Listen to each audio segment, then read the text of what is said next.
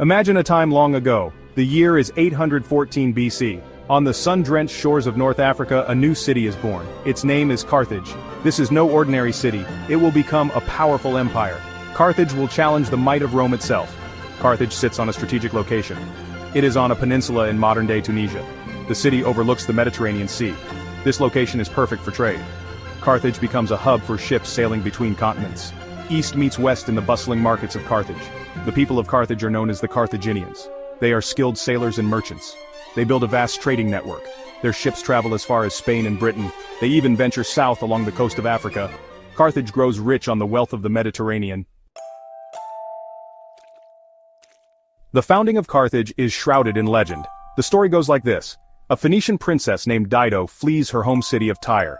She travels across the sea with a group of followers. They land on the coast of Africa. The local people agree to give Dido as much land as she can cover with an ox hide. Dido is clever. She cuts the ox hide into thin strips. She uses the strips to encircle a large area of land. This land becomes the city of Carthage. Carthage starts as a small colony, but it quickly grows in power and influence. The Carthaginians are shrewd traders. They develop a reputation for fairness and reliability. Their navy protects their merchant ships. They become the dominant sea power in the western Mediterranean. As Carthage grows stronger, it becomes a dominant force in the Mediterranean. Its influence spreads far and wide, from North Africa to parts of Spain and beyond. It inevitably clashes with other powers, leading to a series of monumental conflicts. The most famous of these conflicts are the Punic Wars, a testament to the fierce rivalry between Carthage and Rome. This is a series of 3 wars fought against Rome, each more intense and devastating than the last. The Punic Wars are some of the largest and most significant wars in ancient history, shaping the future of the Western world. The First Punic War, from 264 to 241 BC, starts over control of the island of Sicily, a strategic location in the Mediterranean. Rome is a land power, with its formidable legions and disciplined soldiers. Carthage, on the other hand, is a sea power, boasting a powerful navy that dominates the waves. The war is long and bloody, with countless lives lost on both sides. Both sides win major victories, showcasing their military prowess and strategic brilliance. In the end, Rome is victorious, marking the beginning of its dominance in the Mediterranean.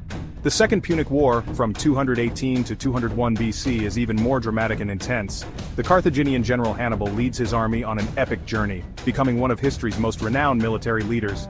They cross the Alps into Italy, a feat that astonishes the ancient world and strikes fear into the heart of Rome. Hannibal wins a series of stunning victories against the Romans, demonstrating his tactical genius. He becomes a legend for his military genius, forever remembered as one of the greatest commanders in history. Section 4. Hannibal, the general who almost changed history. Hannibal Barca is one of the most famous military commanders in history. He is a brilliant strategist and tactician. Hannibal is also a master of logistics. He keeps his army supplied even on long campaigns. Hannibal's most famous exploit is his crossing of the Alps. He leads his army, including elephants, over the mountains in the middle of winter. The Romans think this is impossible. They are caught completely off guard. Hannibal wins victory after victory on Italian soil. He defeats the Romans at the Battle of Trebia, the Battle of Lake Trasimene, and the Battle of Cannae. For a time, it seems like Carthage might actually conquer Rome itself. Section 5. Cracks in the foundation, the decline of Carthage. Despite Hannibal's brilliance, Carthage ultimately loses the Second Punic War. Hannibal's tactical genius and daring strategies brought Rome to its knees on several occasions. But it wasn't enough to secure a lasting victory. The Romans are relentless. They eventually wear down Hannibal and his army. The Roman legions, with their superior numbers and resources, manage to outlast the Carthaginian forces. Hannibal's initial successes are gradually overshadowed by the sheer persistence and adaptability of the Roman military machine. Rome also cuts off Carthage's access to resources. The Third Punic War, which lasted from 149 to 146 BC, is a foregone conclusion.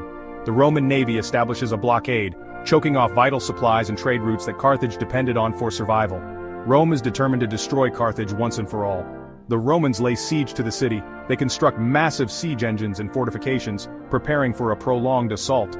The Carthaginians, though valiant in their defense, are increasingly outmatched by the relentless Roman onslaught.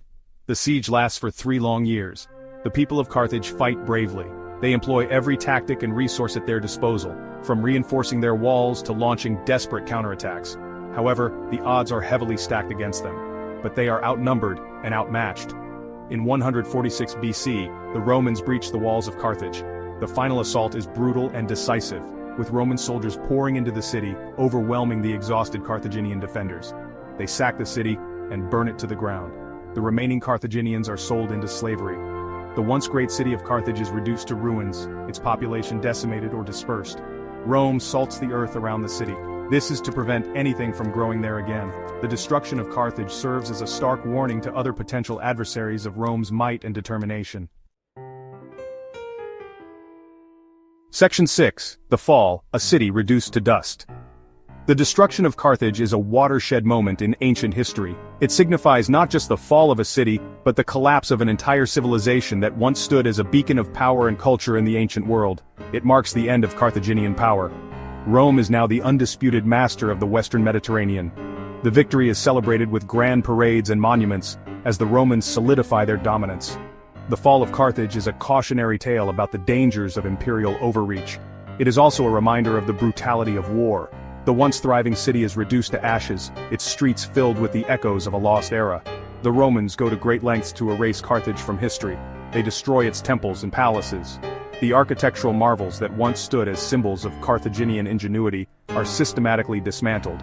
They burn its libraries. They even try to wipe out its language and culture. The knowledge and wisdom contained in Carthaginian scrolls and books are lost forever, a deliberate attempt to erase an entire cultural identity. But the memory of Carthage endures. The story of Carthage is a tragedy. It is a poignant reminder of the impermanence of human achievements and the relentless march of history. It is a story of a great city brought low by its rivals. The ruins stand as silent witnesses to the rise and fall of empires, each stone telling a tale of ambition and downfall. But it is also a story of resilience, innovation, and cultural achievement. Despite its destruction, the spirit of Carthage lives on through its contributions to art, architecture, and maritime exploration. The Carthaginians leave behind a legacy of seafaring, trade, and exploration. Their influence can still be felt in the Mediterranean, a testament to their enduring impact on history. Section 7. Echoes of an Empire, the Legacy of Carthage. Today only ruins remain of the once great city of Carthage, but the legacy of Carthage lives on. Archaeologists have uncovered many artifacts from Carthaginian times. These artifacts tell us about the lives of the people who lived in this ancient city. The Carthaginians were skilled craftsmen and artists. They produced beautiful jewelry, pottery, and sculptures. They were also pioneers in shipbuilding and navigation. Their ships were some of the most advanced in the ancient world. The story of Carthage is a reminder that even the greatest empires can fall. It is also a testament to the enduring power of human ingenuity and the enduring fascination with history. The next time you see a map of the Mediterranean, take a moment to remember the lost city of Carthage.